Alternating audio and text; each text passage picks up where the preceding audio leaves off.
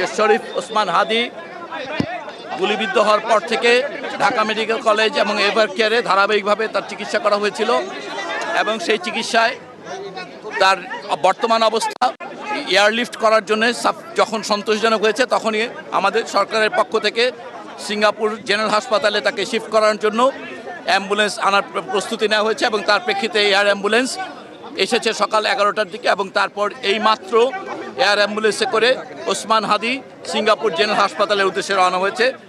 আপনারা সবাই ইতিমধ্যে জানেন যে ওর এই স্ট্যাবিলাইজ করার কথাটা, এটা এয়ারলিফটিংয়ে 4 ঘন্টা ফ্লাইটের জন্যে ওনাকে আমরা যখন দুই পক্ষই সম্মত হয়েছে, ওই সিঙ্গাপুর জেনারেল হাসপাতাল এবং এভার কেয়ার দুই কর্তৃপক্ষ যখন সন্তুষ্ট হয়েছেন যে উনি 4 ঘন্টা ফ্লাইট করার জন্য উপযোগী, তৎক্ষণাৎ আমরা ওনাকে আসলে শিফট করিয়েছি।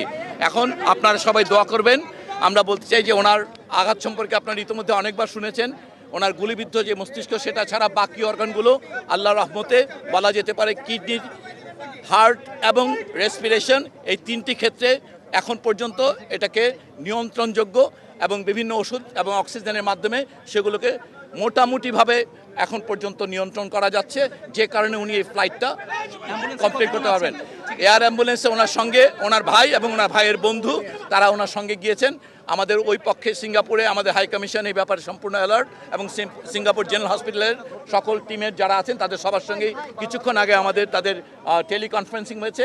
তারা নিশ্চিত করেছেন, এয়ার অ্যাম্বুলেন্স টিমের সঙ্গে টেলিকনফারেন্স করা হয়েছে, তারা নিশ্চিত করেছেন এবং এখন আমরা আশাবাদী যে তাকে অন্তত পক্ষে আমরা সিঙ্গাপুর জেনারেল হাসপাতালে, আপনারা জানেন এই অঞ্চলের মধ্যে নিউরোসার্জারিতে সবচেয়ে ভালো সেন্টার, এখন আমরা শুধুমাত্র হাদির জন্য দোয়া চাইব। আমরা আশা করব যে সবাই আপনারা দোয়া করবেন, আল্লাহ যদি সাহায্য করেন অবশ্যই হাদি একটা মাত্রার সুস্থতা নিয়ে ফিরে আসতে পারবে। দোয়া করবেন সবাই।